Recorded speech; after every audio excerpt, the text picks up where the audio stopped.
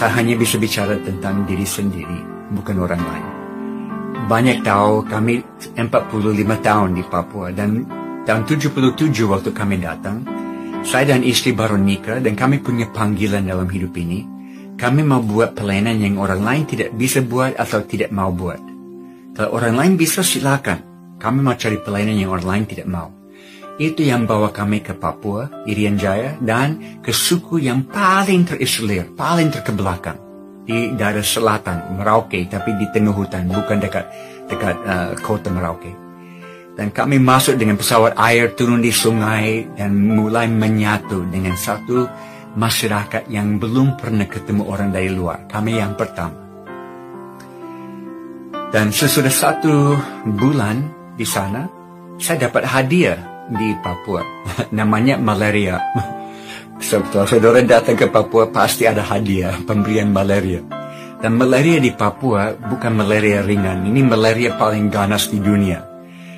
Angkatan Laut dari Amerika sudah buat penelitian di seluruh dunia, dan mereka menemukan di Papua adalah malaria yang tidak selalu bisa diobati dengan obat yang ada. Selalu mutasi baru. Dan saya dapat malaria, panas tinggi, menggigil, muntah, dievakuasi dengan pesawat air keluar, kembali.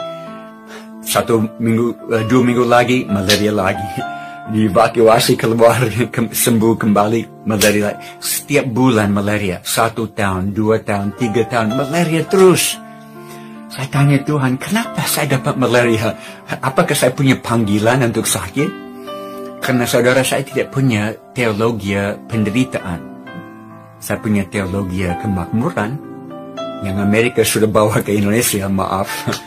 Tapi teologi penderitaan saya tidak punya. Saya harus belajar itu di Indonesia. Di mana saya percaya Tuhan adalah Jehovah Rafa yang mau menyembuhkan. Tapi kadang-kadang dalam hikmat dan pengetahuan dia sendiri, dia delay, dia tunda kesembuhan untuk maksud yang lebih mulia, di mana kita bisa mencerminkan Yesus kepada dunia di dalam penderitaan kita. Dan saya dapat malaria terus sampai tahun ketiga ada terobosan dan banyak orang bertobat di suku kami. Sampai menjadi kegerakan 80% suku ini percaya Yesus. Beberapa tahun kemudian saya di satu rumah tradisional, kami duduk keliling api, bakar sagu, omong-omong. Dan ada satu bapak tanya saya, Jim, masih ingat tahun-tahun pertama waktu selalu sakit? Oh ya, saya ingat, tidak bisa lupa. Kami lihat Jim jatuh sakit, dibawa keluar, kami pikir dia tidak akan kembali. Tapi kembali lagi. Jatuh sakit lagi, dibawa keluar. Kami pikir dia tidak akan kembali. Tapi kembali lagi. Ini mulai bicara kepada hati kami bahwa Jim bawa berita yang begitu penting. Kami harus dengar ini. Apakah saudara bisa tangkap ini? Tuhan pakai penderitaan dalam hidup saya sebagai persiapan bagi Injil di dalam hidup mereka. Dan kalau saya bisa menderita supaya satu suku datang kepada Tuhan, why not? Kenapa tidak? Beberapa tahun lalu, saya mulai kehilangan kemampuan lihat dengan mata kiri. Karena obat malaria itu keracunan. Dan kalau dimakan terus bertahun-tahun bisa bikin mata buta. Dan saya mulai buta mata kiri. Saya ke Houston Medical Center di Houston, Texas di Amerika. Mereka periksa di dalam, di luar, semua. Dan akhirnya saya dipanggil ke kantor dokter dan dia kasih lihat semua hasil penelitian. Dan dia bilang, matamu sudah rusak permanen. Ini kondisi tidak akan membaik, ini akan merosot. Dan mata yang lain akan ikut. Saya duduk santai. Oke dokter, terima kasih. Dia tegas, apakah saudara mengerti ini tidak akan membaik? Ini akan memburuk. Oke, terima kasih. Saya bangkit berdiri, mau menuju ke pintu, mau keluar. Dia stop saya, dia cegah saya di pintu. Dia dengan suara keras paling terakhir. Dan saya tidak bisa jamin kalau saudara kembali ke Papua dan dapat malaria satu kali lagi, bisa buta total. Terima kasih dokter. Saya tahu dari dunia medis tidak ada penjelasan kenapa saya bisa melihat. Tapi Tuhan beri kasih karunia cukup 1 hari demi 1 hari bagi saya. Itu cukup. Dan kalau saya bisa kehilangan mata karena satu suku datang kepada Tuhan, why not? Kenapa tidak?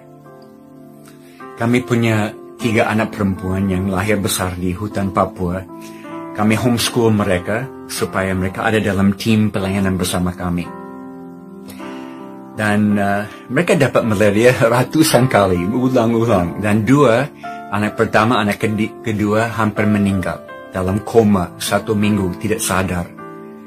Dan obat tidak menolong. Dan tidak ada pesawat untuk evakuasi. Kami hanya basuh mereka dengan air dan doakan. Dan akhirnya, sesudah 1 minggu, Tuhan kembalikan mereka kepada kami. Tapi susah, tidak gampang sebagai ayah yang bertanggung jawab. Ada rekan-rekan misi yang lain yang tegur saya. Mereka bilang, Jim tidak bertanggung jawab. Ini terlalu bahaya, harus pulang ke Amerika. Tidak bisa tetap di tengah hutan. Saya bergumul dan satu hari saya berdoa. Tuhan, saya percaya panggilan-Mu masih ada di atas hidup kami. Dan saya buat semua yang ada dalam kemampuan saya untuk menjaga keluarga saya. Saya harus percaya Engkau akan mencukupi kekurangan saya.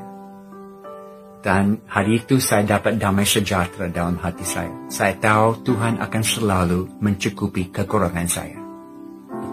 Dan kalau saudara ketemu anak-anak saya, mereka sangat senang. Mereka besar di hutan Papua. Mereka tidak rasa kekurangan sedikit pun. Mereka rasa mereka anak-anak yang paling kaya di dunia. Dan mereka semua keluar kuliah dan masuk profesi bidang masing-masing. Dan mereka teruskan misi Tuhan dalam hidup mereka lewat bidang yang mereka pilih. Seperti Amy, anak pertama.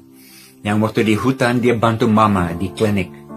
Dia umur 12 tahun, dia bisa bantu ibu-ibu melahirkan. Umur 12 tahun, dia bisa jahit kulit yang terbelah dari perang suku.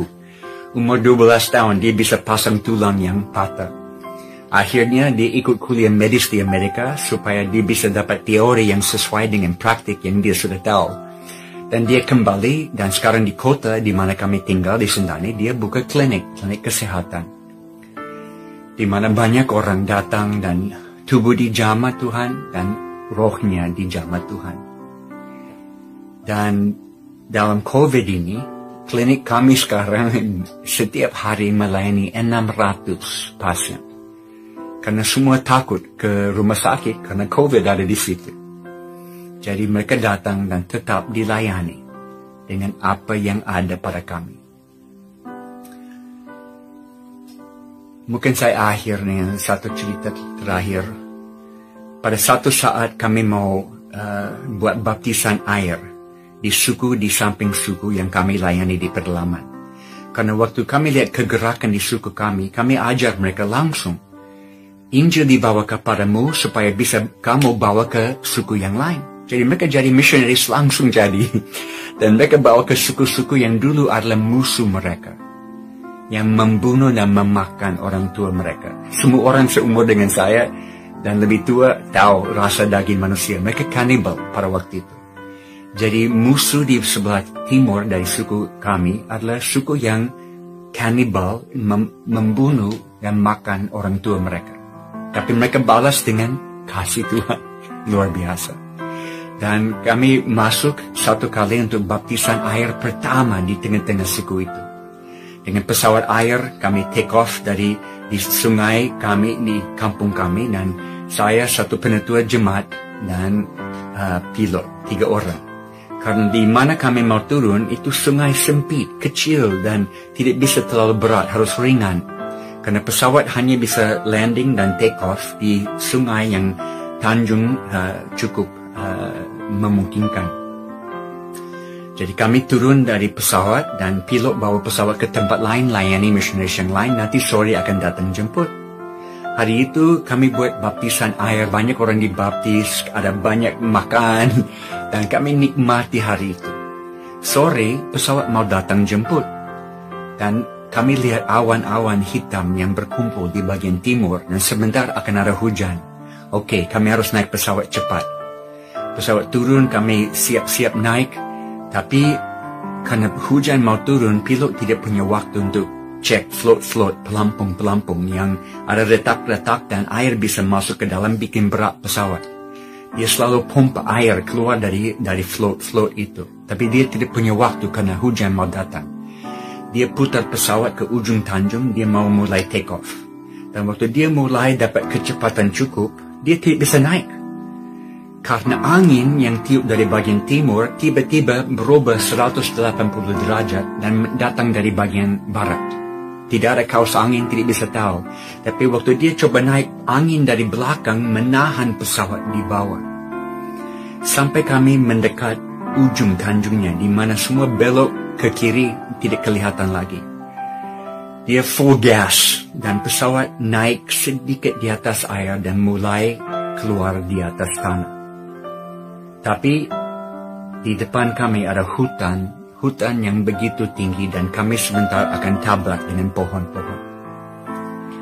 Saat terakhir, pilot tarik satu lever yang ada di dalam kokpit pesawat itu, yang setel kabel sayap kanan dan kiri. Dia tarik full flaps dan buat sayapnya putar dan efeknya pesawat loncat ke atas pohon-pohon. Kami keluar ke atas. Tetapi ada satu kabel yang ada kerusakan sedikit, dan waktu dia tarik full flaps, tekanan itu membuat kabel itu putus di udara dan pesawat mulai jatuh. Tidak bisa dikendalikan oleh manusia, tapi bisa dikendalikan oleh Tuhan. Seperti suku ini, orang-orang di suku ini selalu bilang, Jim, waktu pesawat naik ke atas, Tuhan memegang sayapnya. Dan hari itu betul, Tuhan memegang sayapnya. Karena kalau kami turun dan jatuh ke tengah-tengah hutan yang padat, pasti terbakar, hancur total, tidak bisa hidup. Tapi pesawat jatuh ke bagian kiri, di mana sungai sudah belok ke situ, tidak kelihatan dari kami. Dan pesawat jatuh ke dalam air yang dangkal, satu float patah lepas, satu sayap patah lepas, tapi yang sisanya masuk ke dalam air, terbalik, mulai tenggelam. Di dalam beberapa detik kami ada di bawah air. Hanya ekornya ada di atas air. Air masuk ke dalam pesawat cepat. Saya coba buka pintu, tapi sayapnya sudah patah dan menghalang buka pintu. Tidak bisa. Pilot, dia lihat dari ekor pesawat yang ada di atas air, dia lihat terang matahari yang masuk ke dalam. Karena di ekor pesawat Cessna itu ada satu pintu bagasi kecil yang hanya bisa dibuka dari luar, tidak bisa dibuka dari dalam. Tapi ini sudah buka. Siapa yang buka pintu itu? Tuhan sudah buka supaya ada cara untuk kami keluar. Pilot bilang, ayo ikut saya. Dia lepas bang pengaman dan dia mulai keluar dari ekornya. Saya mulai ikut dia dan saya sadar di belakang saya ada penetua jemaat yang sangat ketakutan. Dia berteriak, tolonglah saya, saya akan mati. Karena saudara ini hari pertama dia naik pesawat. Dia tidak tahu caranya pasang ban pengaman. Saya sudah buat semua untuk dia. Dan bukan hanya satu di pinggang, tapi ada satu lagi, 3 ban. Kompleks. Saya pasang dan bongkar semua untuk dia. Saya pikir bagaimana saya bisa bantu dia. Dalam beberapa detik dengan air masuk, kami tidak punya waktu lama. Saya balik mau bantu dia. Dia duduk di situ dengan semua ban lepas. Dia tidak tahu bagaimana dilepaskan atau siapa yang lepaskan. Ada malaikat yang bantu dia. Saya ambil tangan, saya keluar dari pintu bagasi itu, saya tarik dia keluar, dan waktu kaki dia lepas dari pintu, kami semua ada di luar. Ekor pesawat ke bawah. Kami hitung 1 menit. Dari point of impact sampai pesawat ada di bawah. Cukup 60 detik kami bisa keluar. Dan kami berenang sampai ke pinggir kali, dan kami bermalam di situ. Tunggu search and rescue esok hari. Dan malam itu hidup saya seperti video yang diputar dan saya lihat semuanya dan saya sadar seharusnya saya sudah mati dengan pesawat yang terbakar di hutan. Tapi Tuhan berikan waktu tambahan, extra time, dengan tujuan yang hanya Dia tahu. Dan Kolose pasal 3 ayat pertama menjadi lebih berarti. Saya mau cari perkara-perkara di atas, bukan perkara perkara sementara di sini, karena hidup ini tersembunyi di dalam Dia di sana. Ini yang saya sampaikan lewat firman hari ini, saudara. Kita punya waktu terbatas. Mari kita kejar dengan segalanya yang kita punya, memenuhi panggilan Tuhan. Karena hidup ini bukan tentang kenikmatan kami, tapi bagaimana kami bisa dipakai dalam tangan Tuhan, alat yang berguna untuk membawa banyak orang kepada Dia dengan waktu sisa yang kita punya.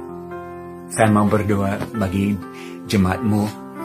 Tuhan, terima kasih karena semua yang Kau sudah lahirkan di Jakarta lewat Jakarta City Plus ini. Saya minta supaya Engkau buat mereka tidak puas, harus ada lagi. Lewat COVID ini pintu-pintu baru dibuka, biar mata mereka melihat dengan matamu, kaki mereka lari dengan kakimu, tangan mereka diulurkan dan menjamah dengan tanganmu, biar mereka ada dengan mengikuti pekerjaan Bapa yang menonjol di bumi ini sekarang. Saya minta supaya mereka tidak lambat, mereka tidak bingung, tapi berikan mereka mata untuk melihat pintu yang Kau buka lewat pandemi COVID ini. Berikan hati yang mau taat dan taat cepat, dan melihat kuasa-Mu nonjol di atas mereka. Di dalam kelemahan mereka, kekuatan-Mu akan nampak. Terima kasih. Dalam nama Yesus kami berdoa. Amin. Tuhan menyertai kita semua.